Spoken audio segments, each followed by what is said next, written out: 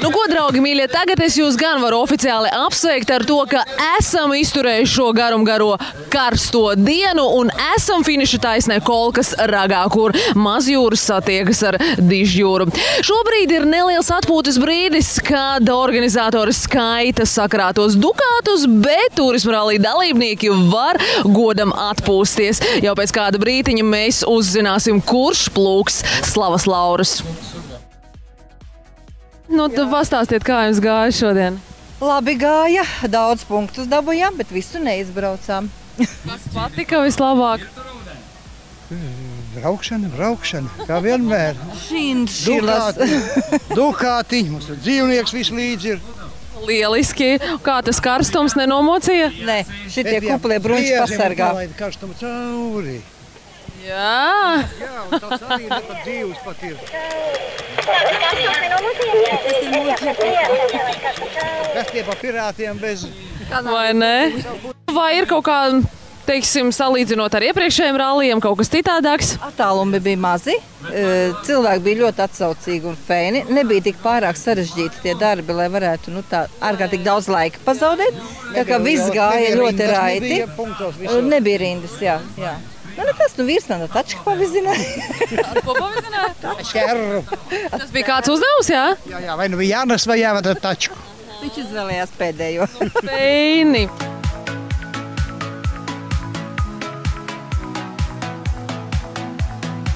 Mums gāja interesanti. Nu, pastāstiet, kā tas ir interesanti? Nu kā, pirmo pusi veicām super. Un tad pie elku liepas mums saplīs mašīna. Tā ka viss cauri neiet. Tāpēc, ka bijām viltīgās kaķenes, bet mēs bijām tiešām viltīgas un dabūjām no pirātiem citu mašīnu un turpinājām braukt un esam šeit, Kolksragā.